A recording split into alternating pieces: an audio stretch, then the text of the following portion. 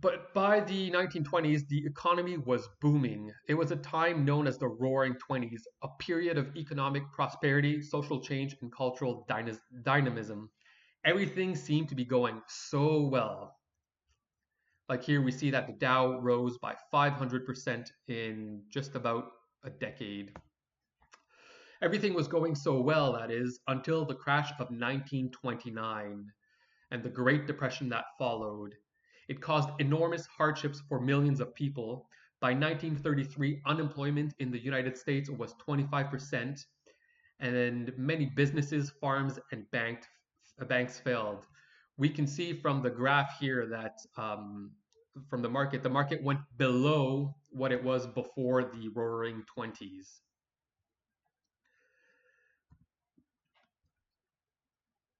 So there was a new so it took 25 years for the market to recover their highs. It wasn't until the early 50s, November 23rd, 1954 to be exact.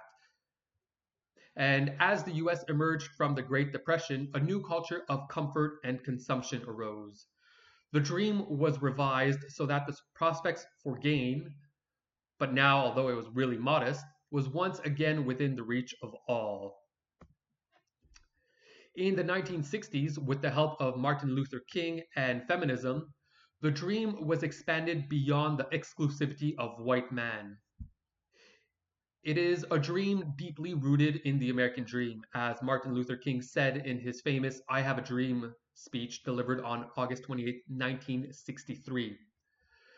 The belief was that the common individual, through courage and hard work, can improve their lot. But it's important to note it's no longer from 0 to 100 or 0 to infinity.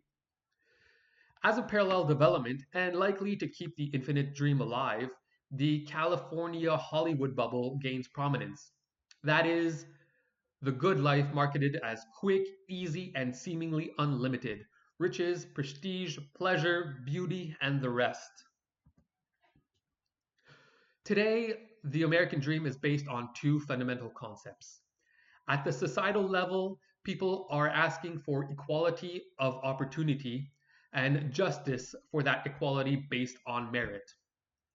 As for the individuals, they believe a strong work ethic with a dash of natural talent will lead to advancement.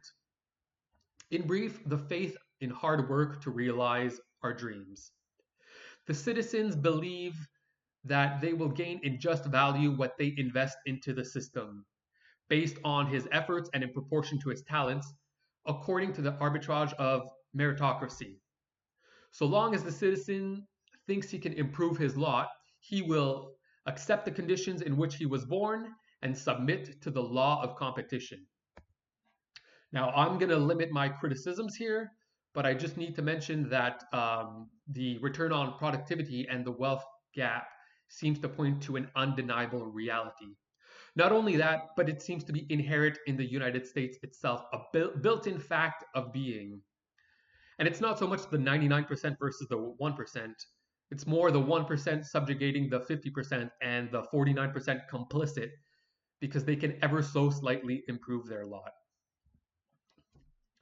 Today, as the poorest are struggling due to historic conditions beyond them, the president is opting for tariffs which disproportionately favors the rich.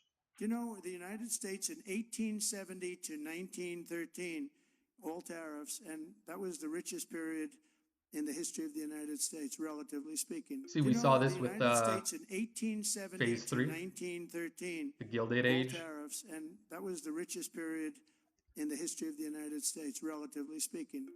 Makes you wonder. So, in summary, we saw how the United States was formed in 5 phases. Phase 1, the religious genesis of a dreamlike vision. Phase 2, the dream secularized and spread to wider America. Phase 3, the structural inequalities taking hold. Phase 4, the post-depression annexation of the dream. And finally, Phase 5, the dream today.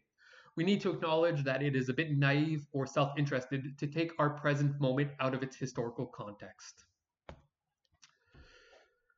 Americans are captivated by a dream, a guiding belief that anyone can make it. Anyone can make it, that is, so long as we accept these unquestioned assumptions. An individual perfects himself exclusively through his exterior self, say his skills or his actions or whatever. Number two, we are to conform our exterior self to the greatest of all societies, capitalist America. Number three, it is the individual, he alone, who is completely responsible for his fate. And number four, our value is validated through the worldly favors we receive and our material prosperity. Good week, everyone.